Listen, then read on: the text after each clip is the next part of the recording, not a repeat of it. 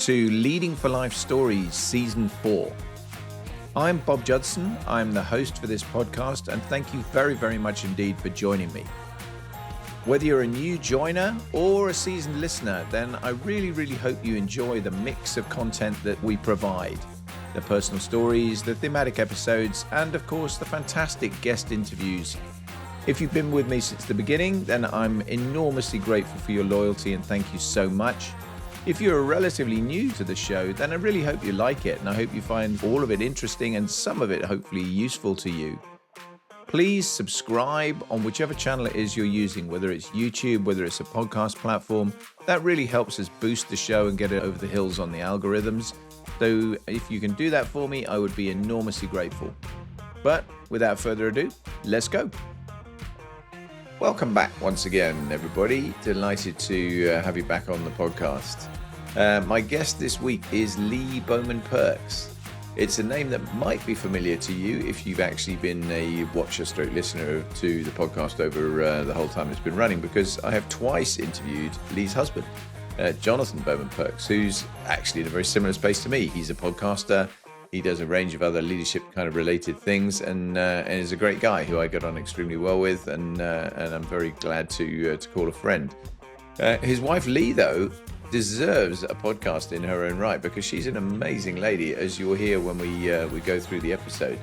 She's had a great career herself in all sorts of walks of life, having had a relatively challenging upbringing, which she also talks very personally about on the show. And the bit that is of particular interest to me and why I really wanted to get her on was she is the founder and the chief exec still of the Inspiring Leadership Foundation, which is an organization that does amazing work to support people who really do need support.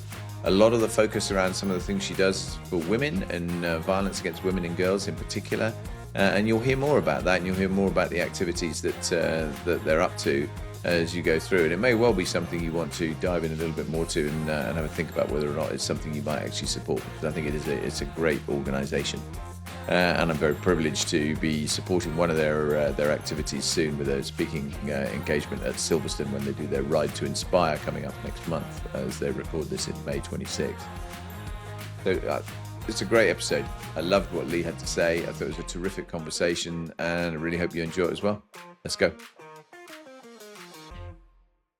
Leigh, fabulous to have you on the show. Obviously, it's a different Bowman-Perks that I've spoken to a couple of times in the past. So I'm really pleased to have the chance to talk to you, because such an interesting background and so many things we're going to have a good chance to talk about, I think. So thank you. Really, really glad you're here. Well, you interviewed my better half before, and now you've got me. I'm so sorry in advance, but Bob, lovely to be interviewed by you today and to connect. I have a feeling it might be the other way around, actually. And, certainly, even in his eyes, I'm sure that'll be the case. But I mean, let's get to it then. You've had, just looking at your bio, really, you've had a fascinating and very diverse career path. You've done all sorts of interesting things. And just to get us started, I mean, can you give us a bit of a summary of that career journey? That would be really good. Yeah, absolutely. I feel like I need to contextualize it a little bit first, because I grew up in a small town in Ireland where aspirations were very modest and role models were really thin on the ground. So as a little girl, I was absolutely obsessed by the sound of music. And I genuinely imagined myself as a singing, teaching nun. Can you believe? I think Jonathan would laugh at that now, but it just shows how narrow my early frame of reference was, and that lack of exposure. It meant that I didn't really have a life plan for myself. And later on, I'll talk about what it's led to, though, because I think, it does mean that I've got this deep empathy for people who do have talent, and it's bigger than the opportunities that are around them. So it's kind of, I found my purpose around that. But my first real break came when when I moved to Birmingham, and I joined a youth training program at British Gas at the age of 16, and wasn't the most glamorous, but it was certainly a sliding doors moment that became the springboard for everything that followed. So when the oil and gas industry opened up from a monopolized market to competition, I was invited to become part of a project team that was implementing the largest multi-billing system, a major change program. I think it was the largest in Europe at the time. And I was probably at my most professionally naive but other leaders saw something in me that I probably didn't see in myself. So I got invited onto the project, and it meant traveling to London, and which again was just a new experience for me. And I was a single mum, a very young single mum of two children, and I couldn't have taken that opportunity up if it wasn't for my own mum that helped me with the kids along the way. And so from there, I moved into probably one of my favorite corporate roles, which was within the airline industry, Scandinavian Airlines. And I was leading talent and development across UK and Ireland. And we were driving culture change programs through a period of major growth. So it was really exciting. But then overnight, and we're all familiar with this story, but 9/11 happened, and it forced us to completely refocus as an organization. And I think looking back, it was a little bit of a masterclass in, leadership under extreme uncertainty, and how important psychologically safe environments are for building principles of respect in an organization, no matter what the context. So, having managed the change through that, I then moved into the city, the big old smoke, and I headed up talent and diversity in a range of different financial service organisations. Again, just in the time of the big build up and the shock of the financial crisis. So I kind of saw the good, the bad, the frankly very ugly sides of leadership during that process, and it drove home a few hard, big lessons there. And I went on to, I suppose, following on from that, I'd probably had enough of the corporate world. So I then built up my own business, started a consulting firm on leadership and culture and transformation. And it was a really defining moment for me, because as I started the business, I pitched for a piece of work. So a small business, just a little startup, pitched for a piece of work for a C-suite program with one of the biggest banks, for the top 60 leaders around the world. And I was up against the likes of Cranfield and Harvard, etc. And I happened to win this piece of work. So it was almost like the springboard again, on the back of actually being courageous, or maybe even naive again, but really driving the small business to the next level. So absolutely loved that. And then around that time, I met my husband, the wonderful Jonathan Bowman-Perks, and he challenged me to write a book, which led me to researching inspiring women leaders. And that's where I met women from around the world in all walks of life. But I was particularly inspired by people on the front line and war zones and disaster zones, whose daily reality involved a lot of personal risk. So I think hearing their stories, the work that I was doing within organizations, it suddenly felt very binary and insular. And I started asking, what is it all about? So that led me on to my next piece, which was just establishing the charity, the Inspiring Leadership Foundation, and really helping to help people who come from very different backgrounds, very adverse backgrounds, helping them to thrive when maybe they have been forgotten, they're hidden, and they're overlooked by society. So I suppose today, that kind of whole journey of being unplanned but falling into things, it could look very busy from the outside. So from executive coaching and speaking, I've just launched a publishing house as well to help elevate women's voices, to also running the charity. But it's all built around a single purpose. And I think it goes back to the roots of maybe some of those experiences in corporate, which was, inspiring leadership is in all of us, no matter what your starting point, and building a mission, a purpose, and everything kind of aligns around that. That's kind of the work that I do now. So from the singing non-aspiration to helping leaders and doing the work that I do, I finally found that I've found my calling. I was just about to say that's a long way from the singing nun. Yeah, yeah, that's wow, what a journey. I mean, that is an extraordinary, I said at the beginning, diverse list of things. And Mm. I mean, okay, with a kind of thread running through it around people and learning and those sorts of things, I guess. But I mean, the industry sector transition interests me. I'm definitely we're going to talk a lot more about the Inspiring Leadership Foundation, what you do, and how that all works. But the the sector transition must have been a bit of a jolt, I guess, every time you did it, because I know what that's like, having come out of the military and then jumped into Deloitte, which was my kind of corporate change, and then obviously on to doing my own thing, which I've been doing for 7 years or so. But how did we kind of what drove that in terms of those big moves? Because it would have been very easy, I guess, for you to stick around in the same sectors and do similar things and not take such big risks ultimately in terms of sector jumps. Yeah, I think, from that singing kind of experience and being totally naive, to be honest, and then having these, that's why I call it the sliding doors moment, because when you have your eyes opened up, it's like a child in a sweetie shop to the full potential of everything that's out there, and you don't have that real grasp and understanding of your own limitations, and you've got it all there. It's all there for the taking. And I suppose at that stage in my life, I think I got a thirst, a yearning for being deeply ambitious. It didn't matter. You can take the work that you do and translate it to anything. So I was in talent, learning, development, transformation, change. You can take that anywhere. And actually, it's about navigating to any organization and bringing those skills with you. So actually, it was a very easy transition. And it, because I wasn't afraid of change, what made it even easier is that I could just go in there, be the very best of my naive self, because I do think I was naive at that particular point. If I look back on my leadership and my style now, I go, oh, you had a lot to learn in those stages. But because of that naivety, it meant that I wasn't ruminating. I wasn't scared of things in the way that possibly I am now, a little bit older, because I know an awful lot more about how you can get it wrong and where you can get it right, and maybe how you can fall short, of yourself and your own expectations of yourself, and but for other people as well. There's so much responsibility, and especially as you navigate up. But to me, it was just partly really driving towards that. And then as well, I was the main earner in the household. So part of that drive was about the ambition, but also part of it because of my background, it was a challenging background, a lot of trauma in my early life.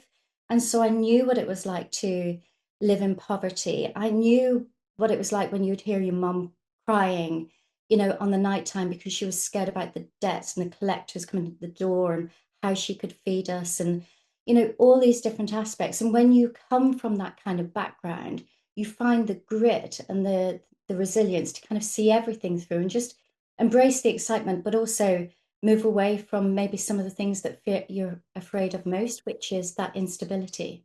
No, it's incredibly interesting and not least reminiscent a bit. Man, I find it fascinating how often I talk to guests on the podcast actually who've been incredibly successful, but then when you dig back into their early lives, there've been some kind of really quite challenging things. Some more traumatic than others. But I mean, even if I Yeah. look at myself, I mean, very, very like Jonathan. Actually, my father died when I was very young. And my mum was a single mum in the '60s, which was a pretty tough thing. Mm. And so that kind of sets the conditions. And I think what it does really do is it for me at least, it built resilience and independence in me in a way that I don't think would have happened if I'd had a kind of quote normal unquote upbringing. And that's actually not been a bad thing in all sorts of ways. So yeah, so it's a pretty common story. I mean, within whatever you're comfortable to do, can you just unpack those early years for me? Because I'm always interested in early motivations and how you got to the singing nun and what was there in the first place. Yeah, I suppose early motiv if I unpack first of all about I'm happy to go there. I don't normally, but I am happy to go there with you. My father, now he was a phenomenal man in so many respects, but I think he went through a lot of trauma himself. He had an affair with my mum, and he was in the RAF as a psychologist, and he actually uh, got discharged from his job, and a whole kind of range of things happened. But anyway, he turned to drink and drugs and a whole range of different things, and so it turned him into something that wasn't naturally and authentically him. But it did mean that he became abusive and jealous of my mum. Things got very hairy at one point, well, actually to the point where he broke into the house and he had me as a young baby held at knife point. And I think that was a real wake-up call for mum to escape that situation, um, take us over to Ireland and start our lives over again. And, that was deeply traumatic. And actually, even just booking the flights to Ireland, it's like he found out that mum was trying to escape. And so she managed to negotiate for us to go on to Ireland, but for her to stay. And he allowed that to happen. And so we didn't even know, we were traveling over to mum's family, didn't even know if we'd ever see mum again. Wow. Yeah, that must have been incredibly tough. I can Yeah, see it in your but you can face. see why I Yeah, yeah. don't. I think that's the thing. You come from a background, and there's so much that I compartmentalize, and I know that. Um, because it's the thing that's helped me to get the drive, the energy, and everything to see you through. But also in the same way, it's like a protective mechanism that's there. And when you say about early motivations, like my mum, to go through all of that, this extraordinary woman that has had passion, compassion, resilience in the face of overwhelming trauma. She had a lot to kind of cope with early years with the nuns and a whole range of different things, but none of that early childhood adversity, even in her own life, and what she experienced again a little bit later on, none of that she brought to the table. She broke that cycle and she showed us deep love, deep nurturing. She created a safe environment. So many protective factors that helped to break the cycle she put in place, and also our family as well over in Ireland. So, and she was a strong woman, and a very energetic woman. Sorry, I'm just, when you have shed a little tear and you've got a little bit of black mascara going on, I probably look a bit like Alice Cooper now. No, you don't. It doesn't show at all, trust me. So, but she was the first divorcee of the town. I heard what you said earlier. She was the first divorcee. So in a way, we were ostracized by some. She was told by the local police, "You'll never work here as a teacher. It will not happen, not in my school." And yet she studied relentlessly. She learned language. She became fluent in Gaelic within 13 weeks. She literally rewrote the story, and she stood up in town halls. It was the time of the Troubles and things like that, and spoke out about humanity and leadership in a way that it should show up. So she was this courageous woman that experienced so much, but it did not hold her back. And oh my gosh, she was a phenomenal woman. Sounds Yes, like it. Was that where she grew up? it was in Donegal in Ireland, and a lot of our family are back home over there, and they were very special too, as in my formative years. Yeah, and I mean, in that kind of time frame, I can imagine, because I mean, deeply conservative, very kind of anti-divorce. I mean, interesting you mentioning your father in the Air Force. I mean, that's one of the things I find most interesting about the shift in Mm, society now. I mean, I talk quite regularly when I do some of the training work I do to youngsters. Pretty much everyone's relative to me as a youngster these days. The and Johnny. about this journey of where we've gone through in terms of women in the workplace, sexual equality, blah blah blah, all sorts of things. And my goodness, I mean, even in my working life, I look back at some of the things that were completely normal then. And you mentioning, your dad has an affair, so the Air Force kicks him out. I mean, you look at that in today's lens, you go, what? But that Yeah. was just what happened. And Yeah. they were utterly ruthless about that sort of stuff, and I think it's just so different now, Mm, in all sorts of walks of life, and it does make you realize, it gives you sort of pause for thought some of the time to think about the challenges that some of our forebears and many instances relatives, had to go through when, in a world that was completely different. I mean, I often, this sort of first world problem joke that's around now, and the quote that's there, I think is very apt, because when you actually look back at the generations that went through the First World War, Second World War, the aftermath of both of those wars in terms of the Big Depression, and then obviously rationing post the Second World War and all those kind of things. And I cannot conceive of what it must have been like Mm, for my parents and grandparents, in that kind of world. My grandfather spent, nearly the whole of the Second World War as an internee in Stanley prison camp in Hong Kong, for example. yeah. And I never met him. I mean, he died before I was born. And Oh, that kind of thing is just extraordinary, really. The challenges, and it's not surprising they were quite tough as a generation, and they kind of got on with it and did well. But I mean, that's a horrific story for your mum. I mean, I'm so glad that it ultimately worked out for her in terms of her mm. pushing it through. But it sounds like it was her sort of forthright and approach and fortitude that did that. Yeah, but part of that as well, part of it is what she embraced. She went on, as a school teacher, she was doing drama, a whole kind of range of different things. So she embraced life to the absolute fullest. But part of it is in the same respect where you've got this toxicity that can coexist in society. It kind of coexists with back then what I think was actually far healthier than what we've got today, and that is community. So we live in this facade at the moment that actually we have community. We don't have community. It's driven by things like social media and stuff like that. And we're telling ourselves that we've got relationships and we don't. Everything is like these swift transactions.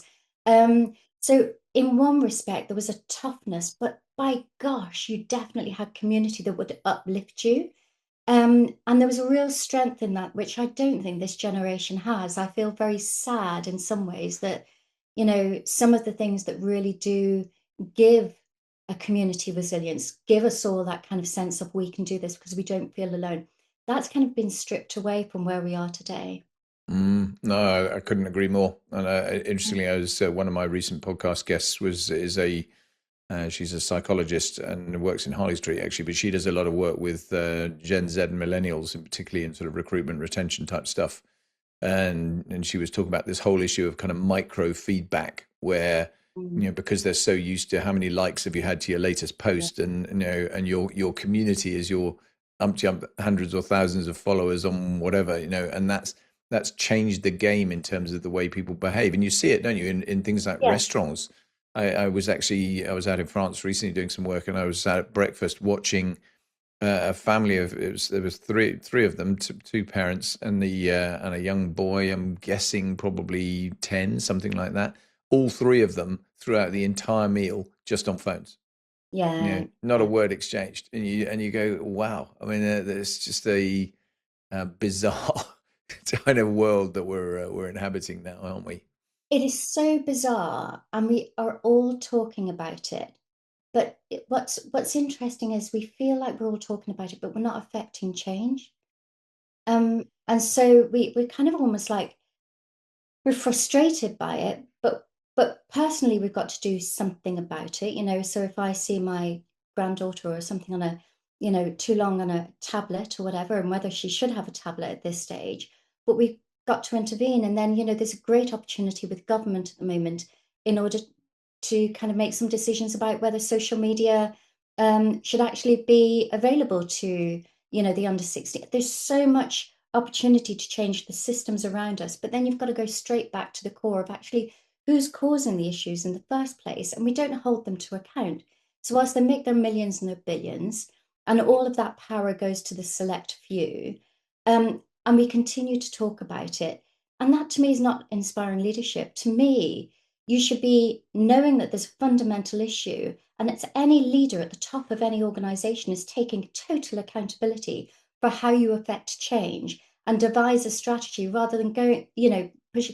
We hide it in kind of this cloak of democracy as a this is the reason why we can't build these systems. It's not. It's for money making, fools at the top, toxic leaders at the top of these organizations not doing anything about it. And I think that's a real sadness as well, because I think people are just trying to survive. Families are just trying to survive in this kind and navigate the world around them too. And it's tiring. It's a little bit exhausting. And sometimes it's very easy to put something in front of your children as well.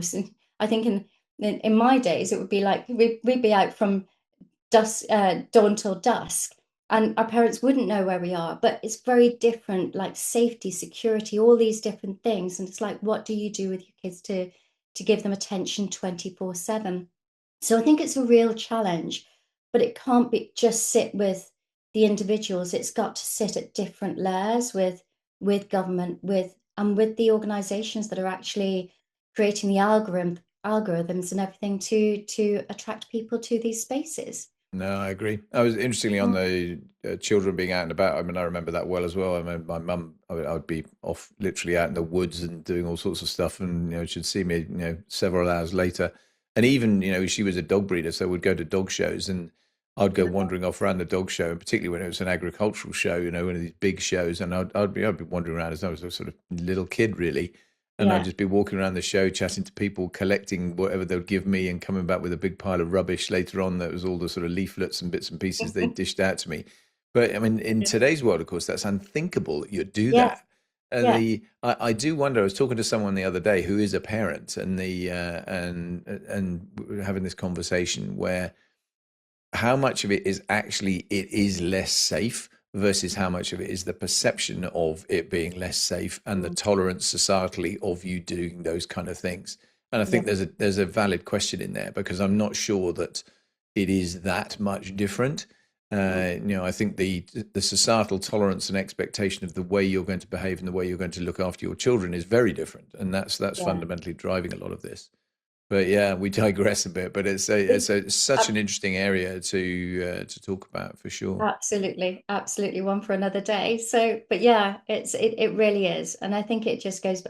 We're all doing the very best that we can with the resources that we've got, and if we're uncomfortable with something, then we really do have to do more than just talk about it. We've really got to make those changes happen, um, rather than ruminate over and over again. I think that's just one of the biggest lessons that I'm learning is maybe it's because I'm at that stage in my life. There's more years behind me than ahead of me. And I go, right, I don't have much time to ruminate. I've just got to get things done. So, Yeah, trust me, I feel exactly the same way. I know precisely what you mean.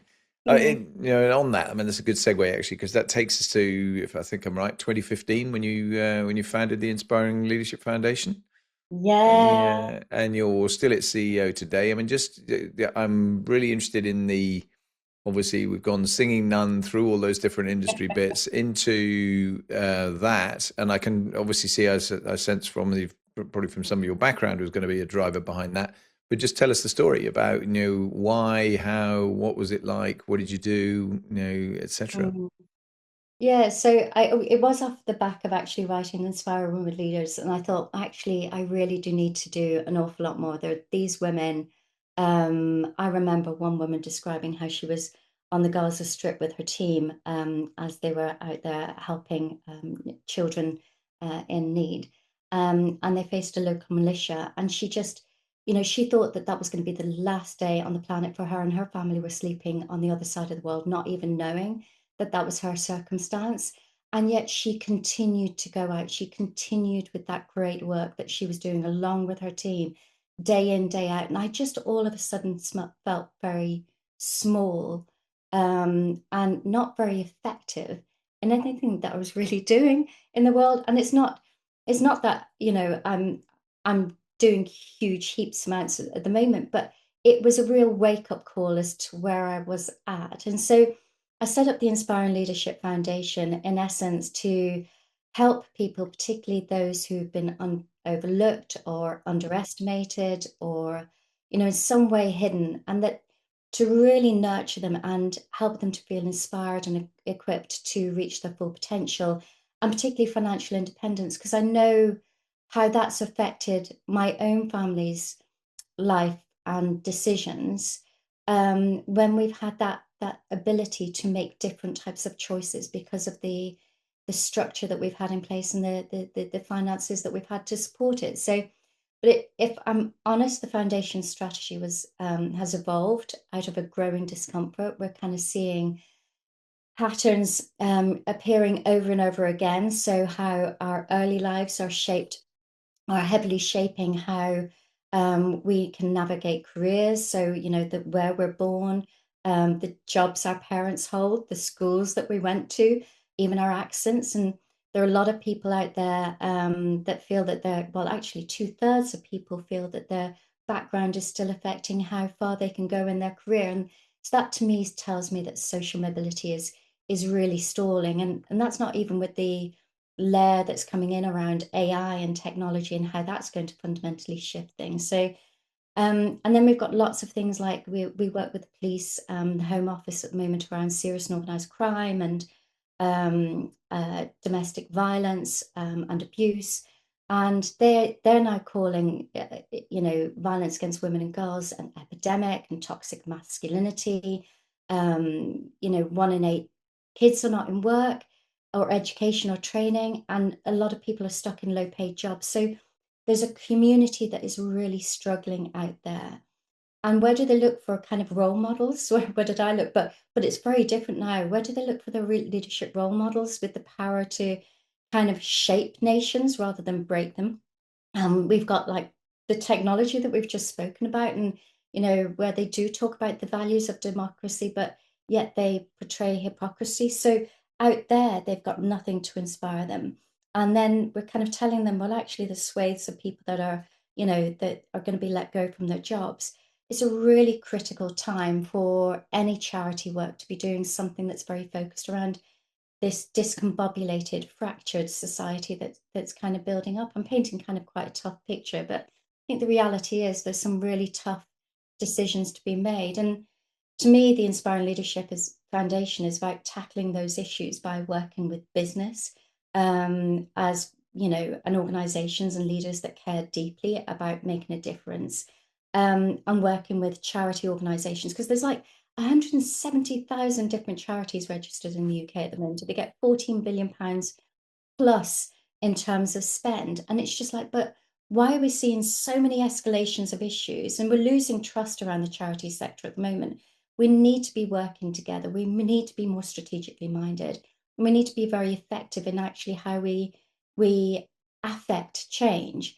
So I suppose the Inspiring Leadership Foundation is almost like the cog that pulls those different resources together, that then works with the most disadvantaged communities to give them the uplift that they need. And it's so special. I've just done a book launch with one of our women the other day, which she's launched her book called Moira. Um, and it's such a privilege to see a woman like that have an aspiration, a goal, and for us not to kind of filter that goal and say, well, actually, just you stay in your lane. You need to stay down here, but to say, what is your big aspiration? What is your big dream?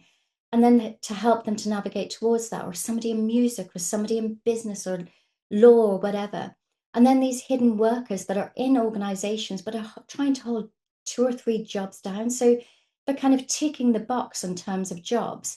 But then when it comes to in-work poverty and how they have to navigate their own lives and the complexity around that, it's tough. So in essence, the charity is building programs and implementing them that helps to bring people back into work, skill them up, give them the community that really helps them to get there. And in the same respect, that when they do get there, they're not stuck in work poverty, but they've got career pathways that navigate them through. And if we can get this right, particularly get the funding that needs to sit around that, then that's a very special place to be operating at such a poignant time in life.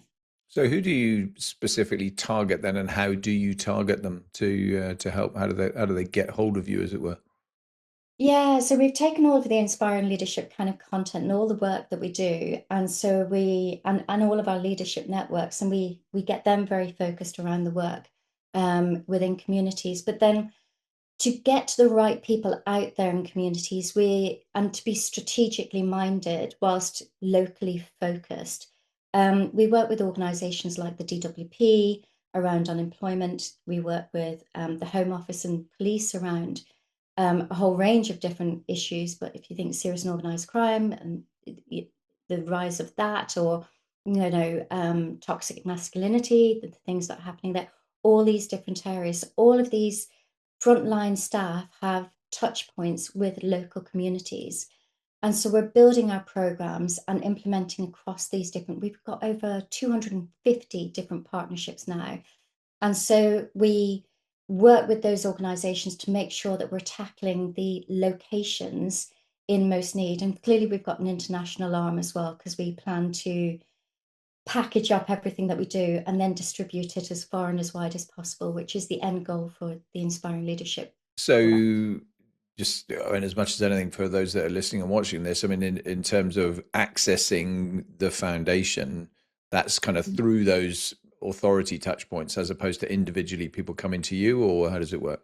Oh, no, they can come to us directly. That's, we that for us, there's a strategic challenge where we're trying to join the dots between different organizations and make sure that we're working together. But anybody can actually self-refer or, recommend a friend or whatever it is. They can apply to become a mentor. Anybody can get involved by coming to us directly because we've got open doors and we are growing fast and we need as much help and want to support as many people as possible. Yeah, that's brilliant. I mean, I'm very happy. I'll put the sort of web link in the show notes for this. Is there any other detail you want me to put in there? Then please do let me have that, and I'll make sure I do. We will do. Thank you so much. That's very helpful. Not at all. I mean, it's amazing work you're doing. I mean, coming back to you personally, Mm. you were obviously, as you talked about, growing up through various leadership roles in various organizations, now obviously running the charity. I'm really interested, not least because this podcast focuses on leadership, what you have taken along the way from all of that, how you've changed, grown, adapted yourself Yeah. as a leader, whether that's unconscious, conscious. How have you developed your kind of leadership persona, as it were? Yeah, I think I've come to believe that leadership is deeply contextual, and that the style that works in a turnaround or a startup charity, it's very different to what's needed in a large, mature corporate. And I know that that's backed up by a lot of research. And so I don't think it happens in a vacuum. It's always shaped by the setting and the stage that the organization is in. Um, and that adaptive ability is just really important to know that context and therefore how you need to show up. So I think earlier on, I thought there was a single right way to lead. And even then it was a little bit naive. But over time, I think I'm moving from that to something that's a little bit more mission driven, a lot more attention on the organizational life cycle and what the task really demands, and therefore what it demands of me and the people that work with me. Um, and I see now I'm at a point where it's all about stewardship. It's taking accountability. Um, so creating something, for example, that will completely outlast you, people, resources, reputation, and using all of that wisely and not wastefully. And then accountability is not pointing the finger out there and, whether it's government or business or all these kinds of different things, but actually really looking in. We've got such a privilege around the resources that we have and the opportunities that we have. And so to me, it's all about being wholly accountable and leaning in and taking on that responsibility myself. So, and I feel like I'm doing that now, not always successfully, I hit some hurdles along the way. I'm always learning, but as the charity CEO, as the founder, I'm a volunteer CEO, so I'm wholly invested in the charity. I don't take a penny out of the charity, and that's really important to me as well because I've got to practice what I preach, and you know, um, and just bringing the team through with me. I look at my team and I see how much that they've grown. I believe in recruiting people that do come from the circumstances and backgrounds that I talk about, and so for them it's a journey. So how do I get invested in them? But at the same time, I think I was a little bit soft before in my leadership, where I'm actually learning there are times to be more direct.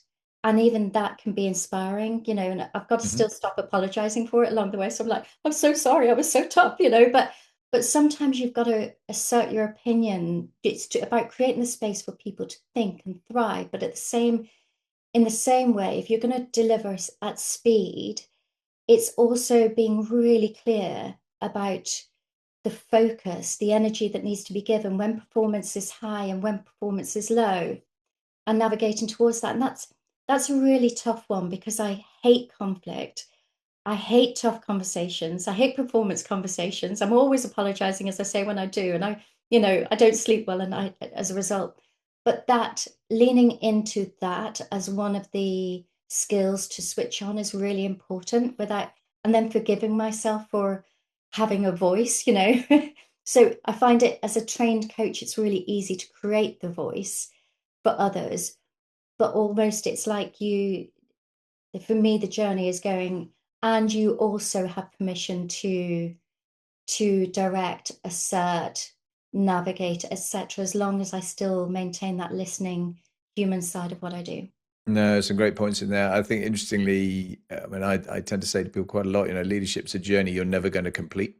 Yeah, You're if you're at least if you've got half an ounce of self-awareness and kind of look at yourself honestly, you're always going to be learning till you draw your last breath in this space, and so being open to that and being on receive is really important. But the other thing, and I actually read a post about this a while ago, that leaders are paid to lead and leaders are paid to decide, and actually people working for you in a team generally want you to do that if you're the leader.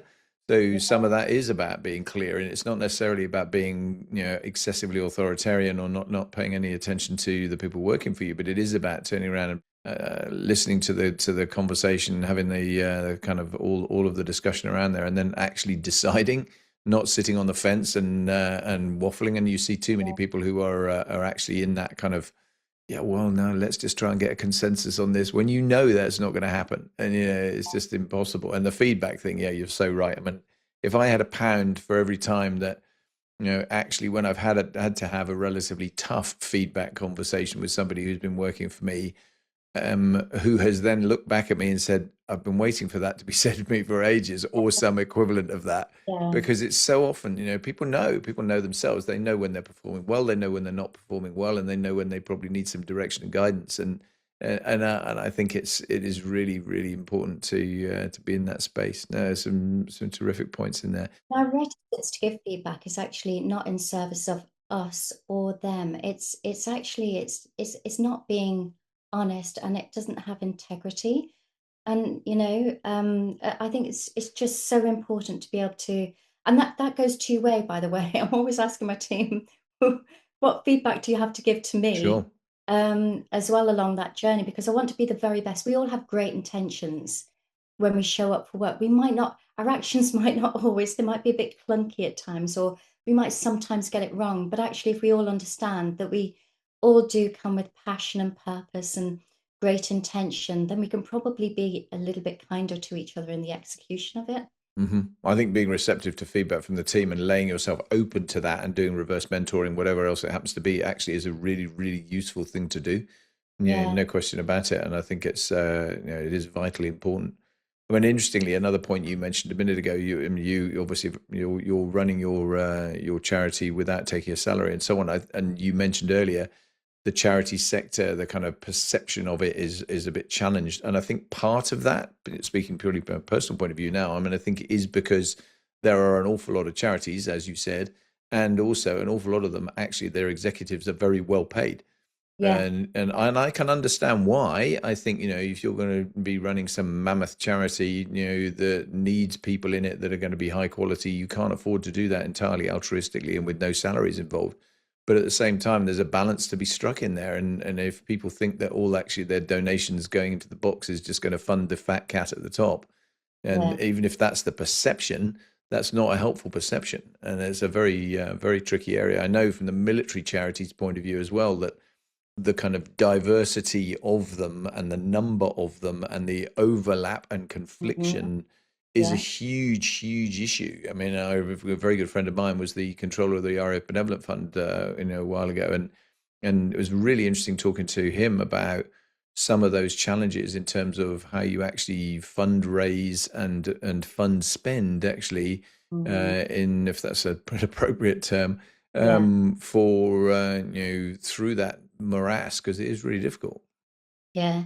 And it's absolutely doing vital work, but in the same way that we would hold our business leaders to account and expect a commercial mindset, and for our organizations to be working at the forefront of kind of innovation and efficiency and all those kinds of, we should apply those same principles to the charity sector.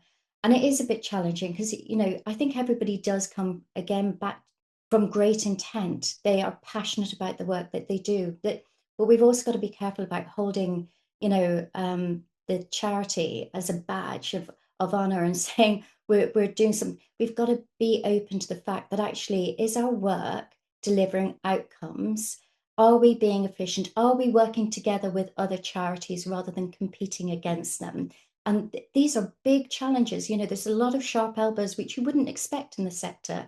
And we need to change that mindset, because actually, whilst we're so binary in our thinking and so focused on our own agendas, we're failing to hit the bigger goals, the bigger outcomes, which is a society that really bloody needs us now. Yeah, no, I totally agree. And I think there's also a lack of transparency, I suppose is the right word, some of the time about exactly what the charity is for, what it's Mm, doing, who it's helping, who it's not helping. It's not something that sits there as kind of at the forefront of people's minds, knowing what's actually going to happen with this, and that's clearly an important facet of it when there are so much competition, effectively, for people's attention, people's money, people's goodwill, etc. I mean, it always amazes me when you watch. I mean, Children in Need fascinates me on the BBC every year, that it manages to raise so much money in a yeah. world where actually, people are inevitably in relatively straitened times and so on. I mean, there Mm, are some amazing, things that go on in terms of efforts. I mean, you've got to applaud Sarah Cox for what she did last year on Children in Need. I mean, raising more than £10 million, yeah. Yeah. Yeah. quite extraordinary. And I have to say, to take on a challenge like that when she'd never even run a marathon, to then go and say, right, I'm going to run five, or Yeah. more Phenomenal. than five, actually, I think in the end, and it's just extraordinary. So Yeah. yeah, it I was. look forward to having a similar ambassador for the Inspiring Leadership Foundation.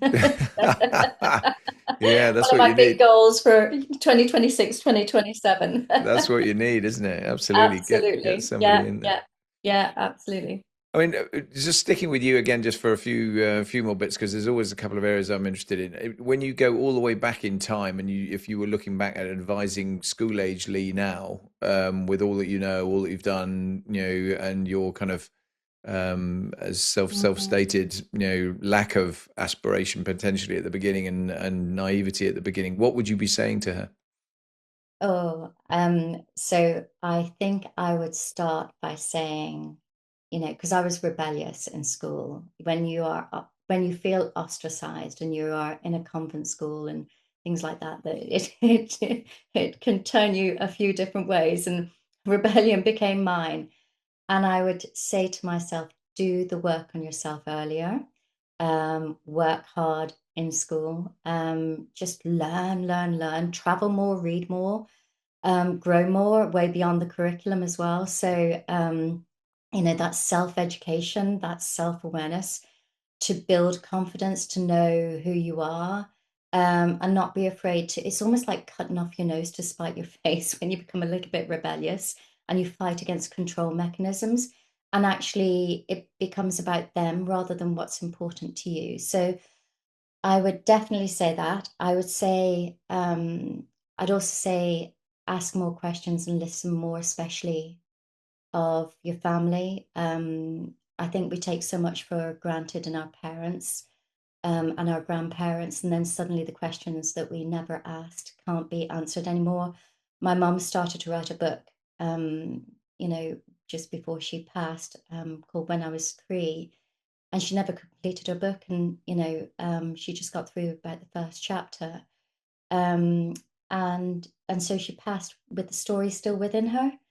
And I think those intergenerational stories, that sense of identity, is just so important for us to know who we are, what we stand for, that richness, that depth that comes from our ancestors. And then I think friendships and community. I would say I think because of my background, I've not always been as open to building and forming and nurturing really deeply authentic relationships and friendships and community in the way that I could have done.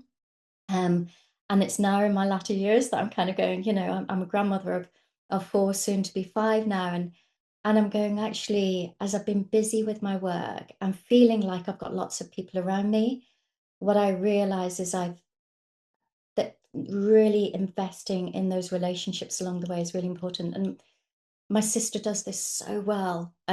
Jonathan does it so well. And I want to get back into that, those really strong social connections that you know, bring your friendships right back to school or university or whatever, and leaning in on that. I think those would be the areas that would be really important. Deep Yeah, conversation. fascinating. Good Yeah. list of things. Yeah, for sure. Some really great advice in there. And highs and lows then, Leigh. So three parts to this. I mean, Oh, first part's the, is there anything you'd do differently if you had your time again? If so, what would it be?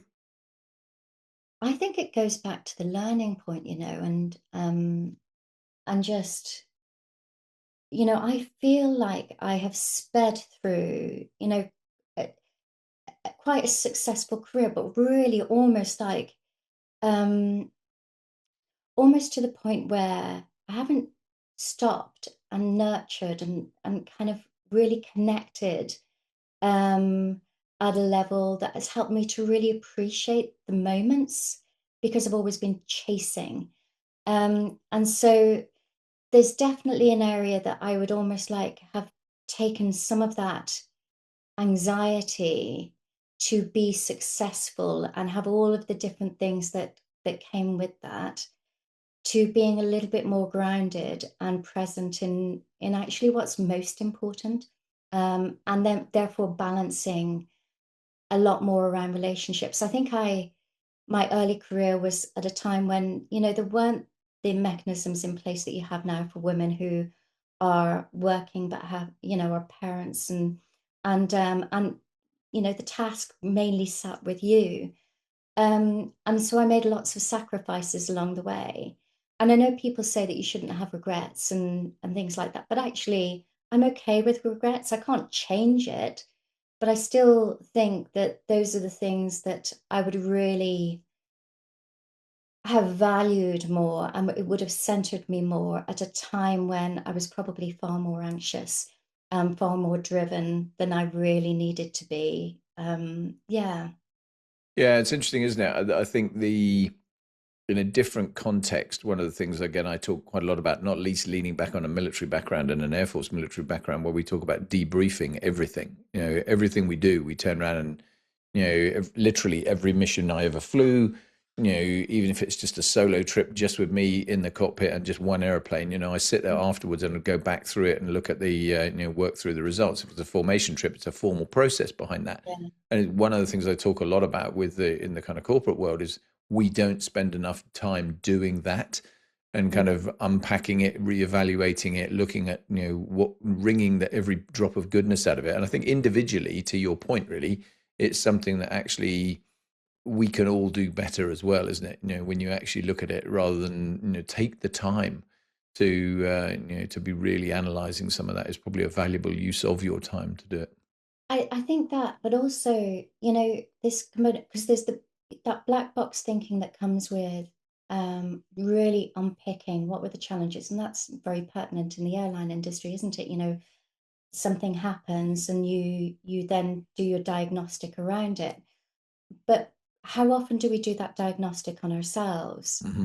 Um, and I think that the more that you can do that early on in the life, the richer you get as a result. And I'm not talking about maybe some of these, pseudo, um, I suppose, um, reflective kind of, sound bites that you get across social media at the moment, and thinking that we're learning. I mean, digging deep into who you are, what you stand for. It's almost like the black box thinking for yourself, and therefore, Hmm. what leader do you want to be? How do you show up? How did I do there? And it's not to move into rumination and then be self-critical, but almost like even just appreciate how far you come, the impact that you're having, what you might need to nurture more, the relationships. But because you're speeding along, everything just kind of flies by you, and all of those wonderful people and relationships that you kind of meet along the way, or the work that you do, it's like, how are you growing as a person? I think it's not just the task, probably even more importantly, it's about you as an individual. Hmm.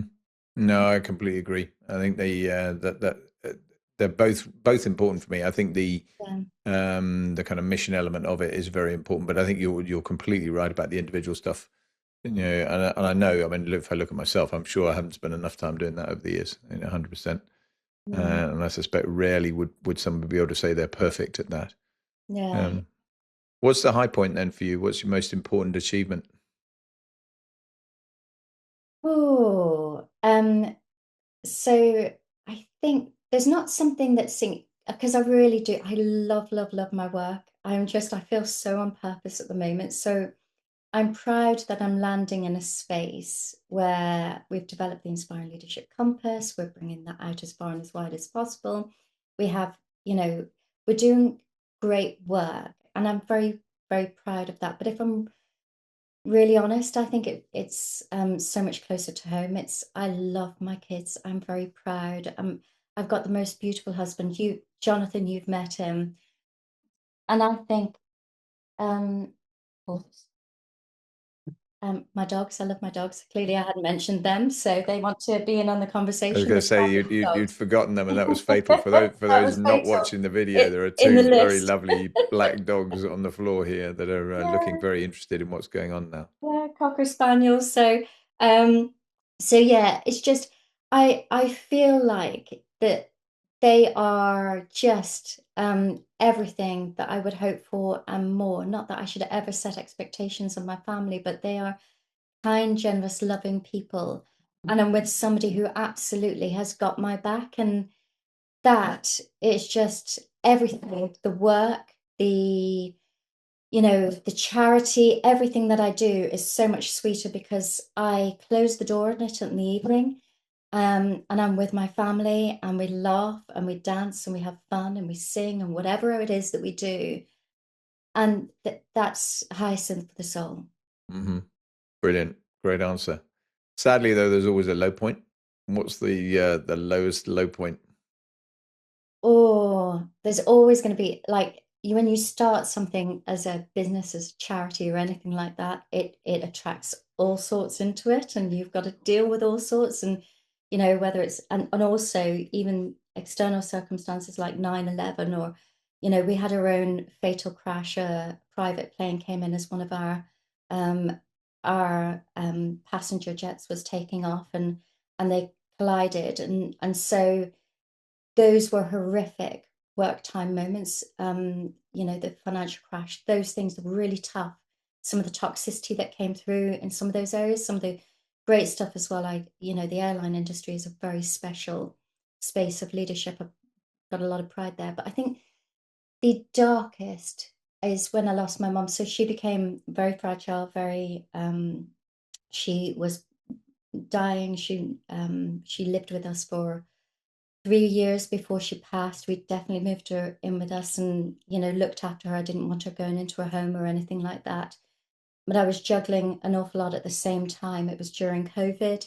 And, I remember coming back from a speech at one point and in London.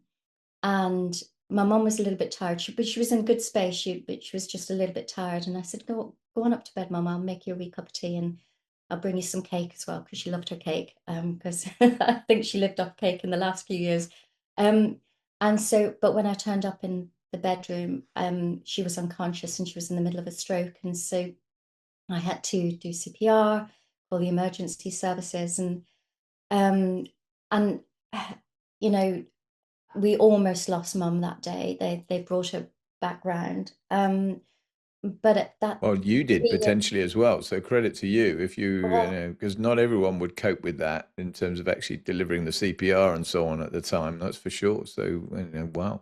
I think something else kicks in for us all. But I think it did upset me a lot. Again, I compartmentalized an awful lot, but and so I had my sister look after her for the next few weeks, and actually she passed when she was with my sister. It's kind of a little bit of a regret as well, because I couldn't, after 3 years of maybe the carer side, it was almost like it was what broke me then, but I wished I was a little bit stronger that could see her through. Mm, no, I don't think you should beat yourself up about that. I think if you've had, been looking after her for 3 years, I mean, I know when my mum was dying of cancer in the end, and it was all relatively quick journey for her over a space of better part of a year. She stayed at home, where we are now, actually, because we knocked her house down and rebuilt it. Yeah. And that meant the world to her that she could do that. And luckily, I was in a position in my Air Force job where I could actually be here quite a lot, which there would have been many other times in my career when that would have been a very different story. But it meant the world that to her that I could be here for quite a lot. And so I think for you, I'm sure your mum would have feel exactly the same.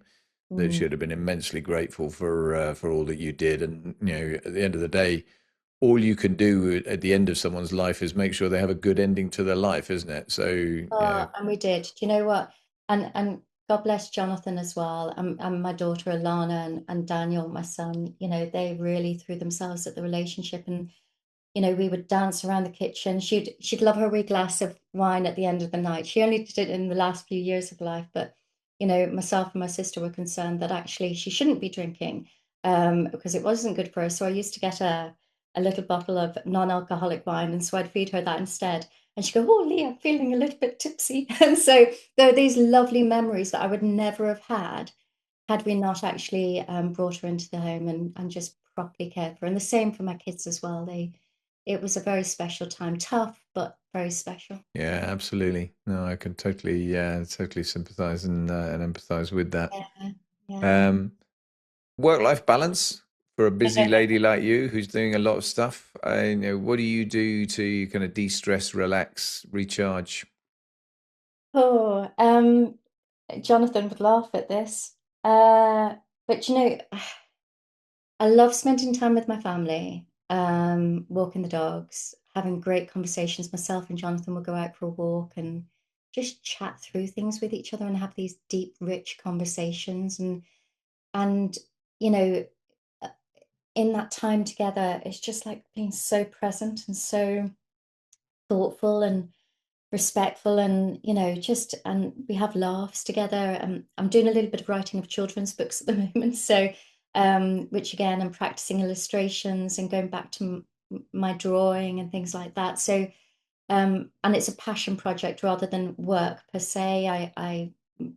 So I'm pursuing that. And then I've just started a little bit of Brazilian jiu-jitsu with my grandchildren.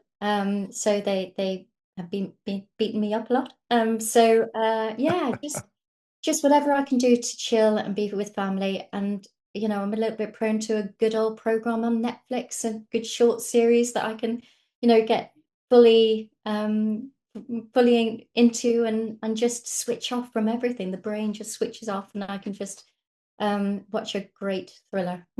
Yeah, I've actually just recorded a podcast with somebody else who's spent his whole career pretty much in the media, or a very large part of his career in the media world, and we were talking about the kind of binge watch potential of and the way that media has evolved. And I mean, many's the weekend gets lost, isn't it, in terms Yeah. of right, I've got good intentions of watching one episode and I actually watch the whole series kind of thing. It's Yeah, when they which leave is it on a cliffhanger, isn't it? Oh, just I'll watch another little bit. yeah, and of course that's Yeah, their skill. They're good at that kind of thing. So absolutely. Yeah, yeah, yeah. So it's all credit to them. So there's some great writers out there, some great artists that are doing some fantastic work. And I do love the film industry and everything that they do and achieve, and actually how they shape the narrative in the world. They can really have a positive influence. And I've got a lot of time for the industry.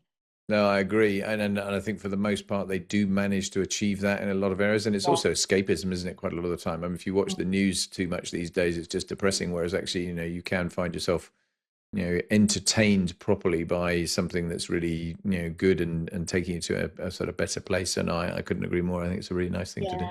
Mhm. Yeah, and I have two black dogs as well. That I was a Spaniel Labrador mixtures, and not in here now because otherwise one of them would probably be sat on my lap.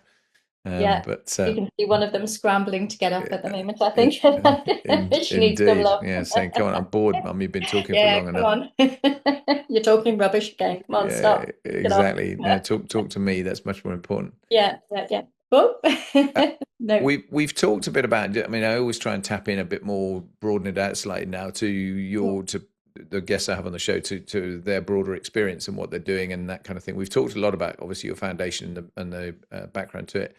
I know you're just about to launch the Ride to Inspire as the as one of your kind of flagship events, I guess, of the year. Tell us a little bit about that and what involves and how that's going to work. Oh, very exciting. So this is off the back of us doing Ride for Unity across the United Arab Emirates, where we traveled in 7 states, 7 days, and it was absolutely phenomenal. The probably one of the most profound, life-changing experiences that I've ever been through. The quality of cyclists, the speaking events, everything that we did, the celebration of local heritage and different cultures. And, we had people, all of the cyclists sitting around, and they're just from all different walks of life, from around the world, from, parts of the world that are now find themselves in conflict.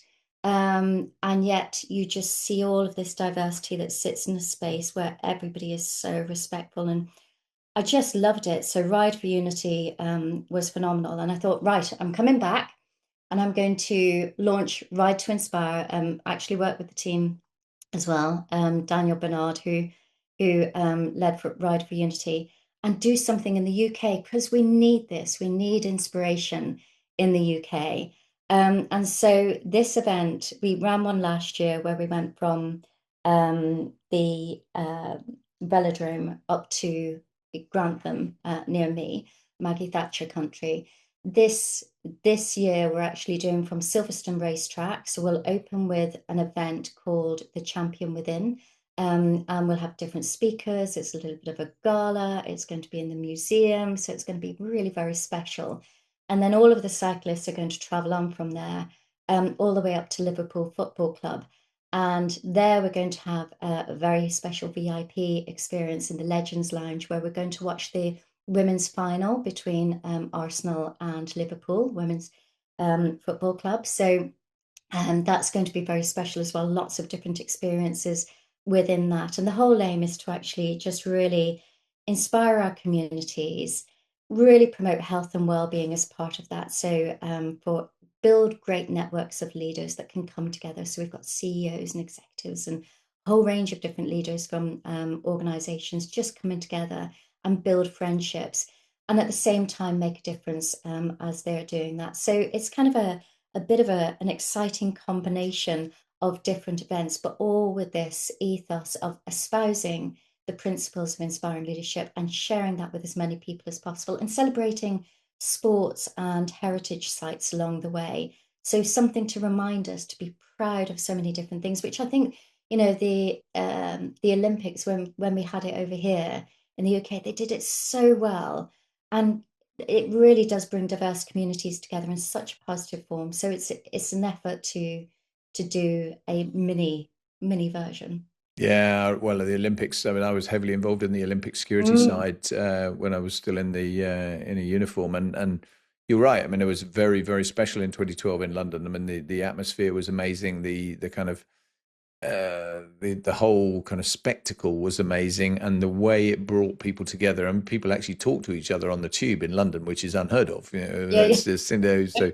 Sadly, I'm not sure it persisted much beyond the Olympics, but yeah. it was an extraordinary event. I completely agree. Do can I just pick up on that? Because you've just hit onto something which is really important. It's the same happened with COVID, right? Where there's this momentum, we build this sense of community where everybody is just like, wow, this is, we're talking with each other, we're connecting, we're a community, we're one. We've got this really, and we did the same during COVID, where we celebrated the NHS and then it dies off. And if we could find the magic that sits within that and replicate it on an ongoing basis, because we need an injection of innovation, of high performance, of going, we've got this, we're going to take accountability and lean in. If we could find that energy within the UK rather than hearing the noise around us that almost like brings us down, we're caught in the drag rather than actually being lifted up. My gosh, if somebody knew how to do that, that would be a very special event. No, I totally agree with you. I mean, if you could bottle that, it'd be a Oh, very good outcome, wouldn't it? I have. It's called Ride to Inspire. Well, I mean, that I was just going to come to that. I mean, that does sound a fantastic event. I mean, obviously, I'm Yeah. looking forward to speaking as part of it at Silverstone, and I'm definitely not doing the riding bit, as I joked with you before we came on camera here about, and probably ride to expire for me if I was to go and do that. But I think Maybe one year. well, Yeah. yeah, possibly. Well, we're You really don't, looking if you forward to allowed the speaking. motorbikes, that'd be fine. I've got a motorbike. I mean, that would work. But Well, do you know what? Actually, when we were over in the UAE, we actually had the Harley Davidsons, the actually driving us through at one point, and it was just again, I sat in a Harley. It was just another different, unique, fabulous experience, over there. So who knows what this is going to turn into? But there is just something very special about the event, and even more so because people like you that are deeply skilled, real authorities, and you are lending your time, you're lending a hand to actually come along, deliver a speech, be part of the program, and help us to make it the special event that it is. So no, thank you. not at all. It's a pleasure. I mean, I think it's great what you're doing, and it's and that's the last kind of big picture question I wanted to ask. I don't want to end on a kind of negative here at all, but I mean, obviously, a lot of the focus of what you do and you've mentioned it already, is around violence against women and girls, and you've talked about your work with the Home Office and domestic abuse and all those kind of things as well. I'm Yeah. just interested in your view of the trajectory, I suppose, of this, because it's one of those areas where there's a lot of noise in the news periodically, all too often, sadly, when it's tinged with some kind of tragedy that's gone on, and that's Yeah. when it makes it. Um, you will have a much closer view of this, being heavily involved with it. But I mean, is this a growing problem, a diminishing problem? Have we got the right kind of approaches to dealing with it in terms of moving in a good direction, or is there? I mean, I'm sure there's more to be done. I'm not, I wouldn't expect you to say anything different to that, but I'm just interested in your kind of inside track perspectives. Oh, so I think it is an epidemic that we're facing as described by the police. I really do think, and actually violence, abuse, um, mental health is on the rise. Mental health brings with it so many different addictions and substance abuses, a whole kind of range of different things. And there's a load of research that's out there there's a correlation between all of these different things and its implications for this agenda. And so I also think that it's not been helpful at all to see what is the rise in terms of toxic masculinity and what's allowed to breed attitudes in our society without anybody being held to account. And as such, I think whilst it might not necessarily have been on the rise before, it's most certainly is going to become a really significant issue now. And, you know, we've got an under-sourced, resourced police. We talk a lot about the military, but we never talk about actually the police. Everything that we see about the police is is not helpful always, in the media. It's under-resourced. We haven't got the resources out there in terms of the institutions that should be in place that help people to escape from the situations that they're in. And then we don't have a solution that help people to uplift from society as well. So when I talk about social mobility, and all of these different factors, they have a knock-on effect. I think we've got some serious issues now, but I think it's nothing in comparison to as swathes of people are feeling disaffected and disconnected. And we have a media system, a social media system that's running rampant without any form of regulation and control or even accountability around what's happening. And they take no responsibility whatsoever. That the decisions that are being made today are leaving legacies for the future. It's the ripple effect, and everybody's kind of wiping their hands of it. I think the police have a tough job to do. Charities have a tough job to do, and these are the areas that are totally under-resourced. And I think we need to be tackling, some of the big societal issues deep within our education system at the very early years around toxic masculinity, around diversity. Actually, our political leaders, some political leaders, have a huge part to play in every word that they say that has an impact on the safety and security of others. whether male or female or what, it does not matter. So I think actually, not to end on a low, but I think we've got big issues ahead. Yeah, actually, I do agree with all of that, without exception. I think um, I mean, it is without doubt a huge challenge.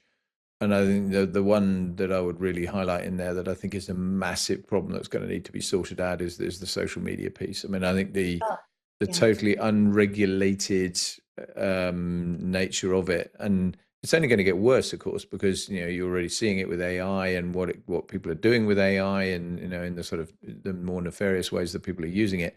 So yeah, there's plenty of work to do, which is, I guess, grist to the mill for why your charity is important, and why you're doing some fantastic work.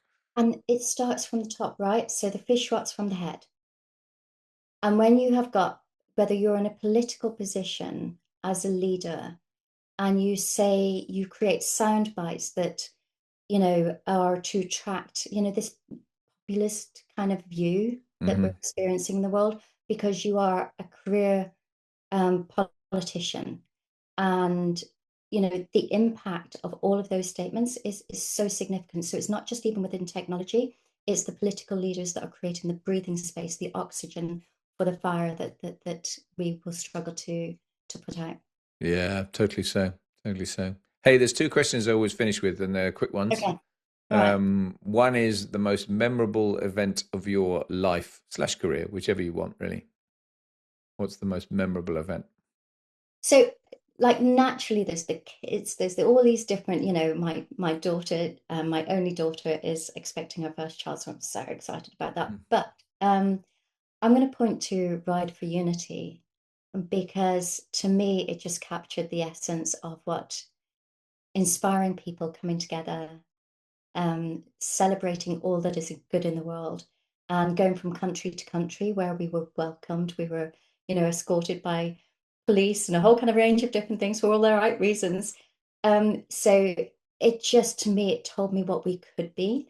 And that will stay with me forever. So big thank you to Daniel Bernard, for creating that experience that he probably doesn't even realize the ripple effect that it's had. Mm. That's often the case, isn't it? With these things, you don't really Yeah. necessarily see the huge impact when you're designing it until well after the fact, if ever. Yeah. Yeah, yeah, yeah. No, brilliant. Great, great answer. So, and the last one is, what's the most difficult question you've ever been asked?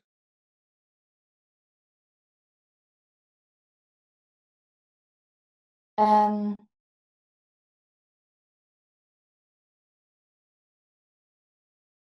ooh, probably, why don't you leave? So, I was in my own toxic relationship, at one point in my life, and I stayed in it for 12 years. I was, or even just, there's something about, why do you hold on to something when actually the best solution is maybe to let it go, or to appreciate sunk cost fallacy? So not to hold on to something for longer than you should do because you've been so invested for so long. Um, whether it's in business, whether it's in charity, whether it's in, a project or whatever. And it's the toughest thing because yeah, in some way you're anchored, and whether it's ego or whether it's fear or whether it's shame or whatever is kind of anchoring you there. And there have been times in my life, whether it's been a great friend, a great chairman, a great husband, um, it's asking that a challenging question, which is almost like it can be the sliding doors moment back to that. It can liberate you, or you can stay trapped, for a longer period than normal. Yeah. Yeah, that's great. Good way to finish. Thank you very much indeed. That's a fantastic answer. Oh, what a privilege. Been great. Love to the conversation. So many really fascinating insights. So Mm. much that you're doing that's so commendable. I mean, I think you're um, having real effect with what you're doing. I wish you the very, very best of luck with the Ride to Inspire, and I look forward to seeing you at Silverstone, as I say. Thank you. And all the very best. Thank you very much indeed, Lee. I'm really looking forward to it, and I really love your podcast. And you are such an inspiring leader. So I think you're just going to wow, everyone at Silverstone. So I'm looking forward to meeting you properly there. That's kind. Thanks very much indeed. Take care.